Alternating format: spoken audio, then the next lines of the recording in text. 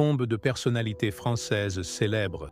Maurice Auguste Chevalier, 12 septembre 1888, 1er janvier 1972, était un chanteur, acteur et artiste français. Il est surtout connu pour ses chansons emblématiques dont Vivre au soleil, Valentine, Louise, Mimi et Merci au ciel pour les petites filles, ainsi que pour ses films dont La Love Parade, La Grande Mare, Le lieutenant souriant, Une heure avec toi et Aime-moi ce soir. Sa tenue de prédilection était le canotier et le smoking. Chevalier est né à Paris. Il s'est fait connaître comme vedette de comédie musicale, se produisant en public comme chanteur et danseur dès son plus jeune âge, avant d'occuper des petits boulots à l'adolescence. En 1909, il devient la partenaire de la plus grande star féminine française de l'époque, Fréhel. Bien que leur relation soit brève, elle lui assure son premier grand engagement, comme imitateur et chanteur dans l'Alcazar de Marseille, spectacle qui lui vaut les éloges de la critique théâtrale française. En 1917, il découvre le jazz et le ragtime et se rend à Londres, où il rencontre un nouveau succès au Palace Theatre. Il effectue ensuite une tournée aux États-Unis, où il rencontre les compositeurs américains George Gershwin et Irving Berlin, et présente l'opérette Dédé à Broadway en 1922. Il s'intéresse au métier d'acteur et connaît le succès dans Dédé. Avec l'arrivée du cinéma parlant, il se rend à Hollywood en 1928, où il interprète son premier rôle américain dans Les Innocents de Paris. En 1930, il est nommé à l'Oscar du meilleur acteur pour ses rôles dans La Love Parade, 1929, et Le Grand Étang, 1930, qui lui a assuré ses premiers grands succès américains. You Brought a New Kind of Love to Me et Living in the Sunlight, Loving in the Moonlight. En 1957, il joue dans L'amour dans l'après-midi, son premier film hollywoodien depuis plus de 20 ans. En 1958, il joue aux côtés de Leslie Caron et Louis Jourdan dans Gigi. Au début des années 1960, il tourne 8 films, dont Can-Can en 1960 et Fanny l'année suivante. En 1970, il apporte sa dernière contribution au cinéma en interprétant la chanson-titre du film Disney les Aristochats. Il décède à Paris le 1er janvier 1972, des suites d'une tentative de suicide. Guy Béart Hasson, 16 juillet 1930, 16 septembre 2015, dit Guy Béart, était un chanteur et compositeur français. Vie et carrière. Béart est né Guy Béart Hasson, initialement orthographié Béart Hassan, au Caire, en Égypte, au sein d'une famille juive séfarade, qui s'est réfugiée au Liban pendant son enfance. Le travail de son père, comptable et consultant en affaires, a entraîné de fréquents déménagements, ce qui a conduit à une enfance passée en France, en Grèce et au Mexique, en plus de l'Égypte. Sa famille s'est installée au Liban où il a fait ses études secondaires entre 10 et 17 ans, âge auquel il a obtenu son baccalauréat français en mathématiques élémentaires au Collège international de Beyrouth. C'est là que son intérêt pour la musique s'est développé au point de le conduire à Paris pour étudier à l'École nationale de musique. Parallèlement à la musique, il a également obtenu un diplôme d'ingénieur. À la mort de son père en 1952, le jeune Béart choisit une carrière d'ingénieur pour subvenir aux besoins de sa famille et étudia à la prestigieuse École nationale des ponts et chaussées. Parallèlement, il s'inscrivit à l'École nationale de musique de Paris, où il étudia le violon et la mandoline. Durant son temps libre, il composait des chansons et participait au cabaret parisien, où il jouait de la guitare et chantait sous le nom de scène Guy Béart. Lorsqu'une reprise d'une de ses chansons par un artiste populaire de l'époque connut un immense succès, ses talents d'auteur furent de plus en plus recherchés, et il composa pour Juliette Gréco, entre autres. Placé sous l'aile du célèbre producteur Jacques Canetti et de son confrère Boris Vian, il sortit un album qui remporta le prestigieux Grand Prix de l'Académie du disque français en 1958. D'ordinaire timide, Béart souffrit d'abord du trac et connut des difficultés lors de ses débuts en concert à l'Olympia de Paris. Son plus grand succès fut l'écriture de la bande originale du film L'eau vive, La fille et la rivière aux États-Unis en 1958. La chanson-titre du film est considérée comme un classique de la chanson française. Malgré son ascension fulgurante, la carrière de chanteur de Béard fut rapidement balayée par la montée du rock'n'roll américain. Cependant, se réinventant en animant une émission de télévision mettant en vedette des stars de la musique de divers genres, il resta sur le devant de la scène et fit finalement son retour sur scène. De sa première épouse, Cécile de Bonnefoy du Charmel, il eut une fille, Ève, née en 1959. En 1963, il eut avec sa seconde épouse, Geneviève Galéa, pseudonyme de Geneviève Guillery, une fille, Emmanuelle, qui deviendrait actrice.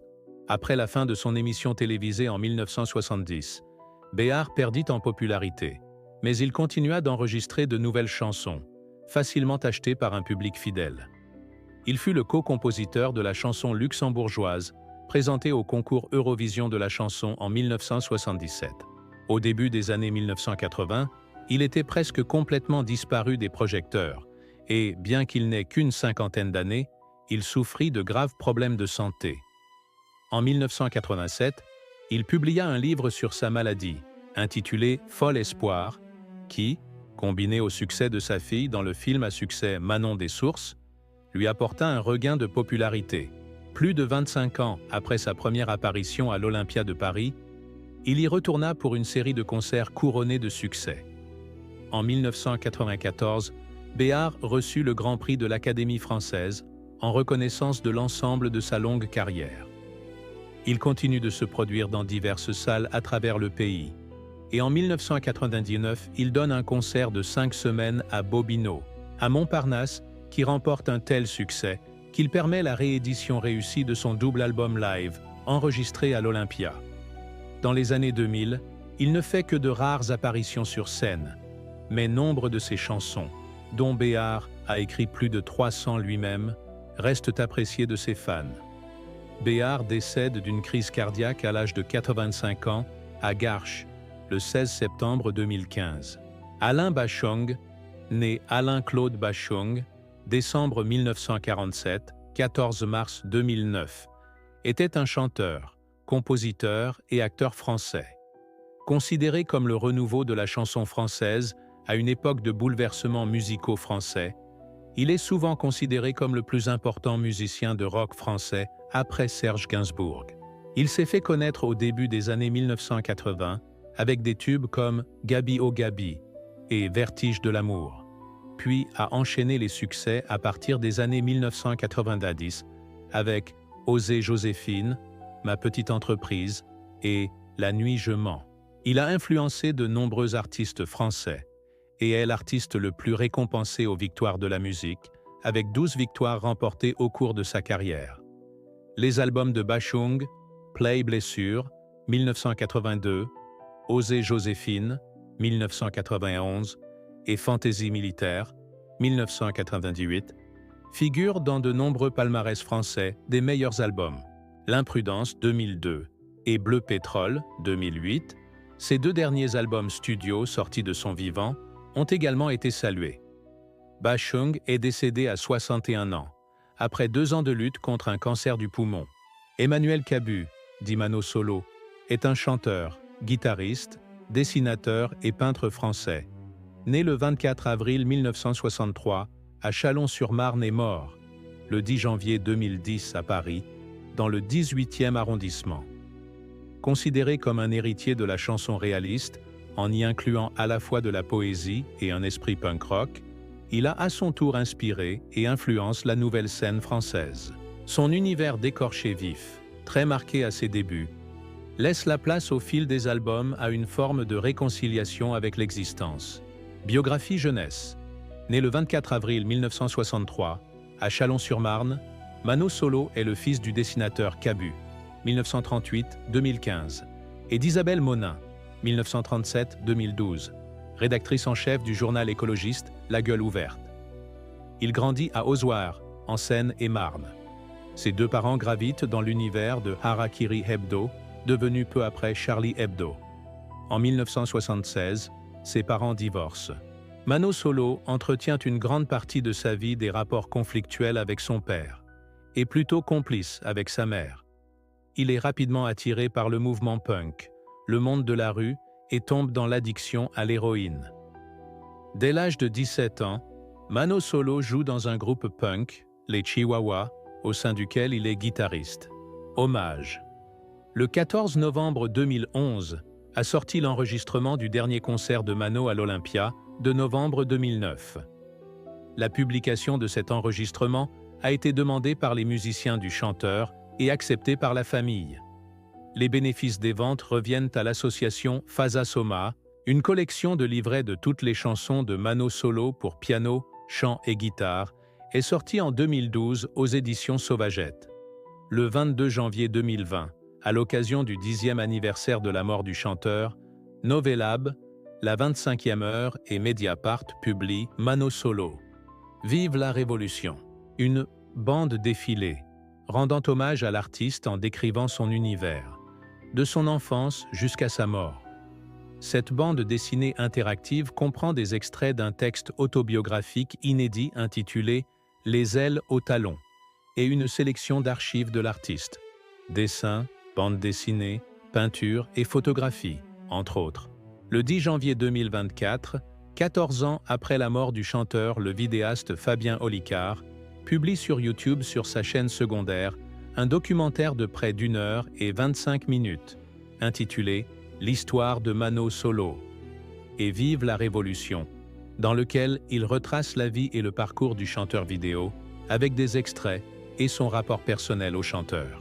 Dans la description, il précise « Mano Solo est sûrement l'un des plus grands poètes réalistes français.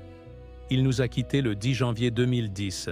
Cette vidéo a pour vocation de faire connaître son travail, son œuvre et également l'homme qu'il était. L'auteur-compositeur-interprète français Mano Solo est décédé le 10 janvier 2010 à Paris, à l'âge de 46 ans. Détail de son décès, il est décédé d'un anévrisme lié au sida.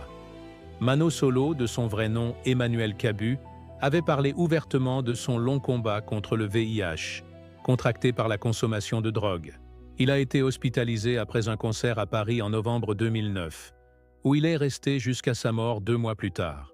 Sa tombe se trouve au cimetière du Père-Lachaise à Paris. Merci. Si vous aimez, cliquez sur « S'abonner » pour recevoir les nouvelles vidéos.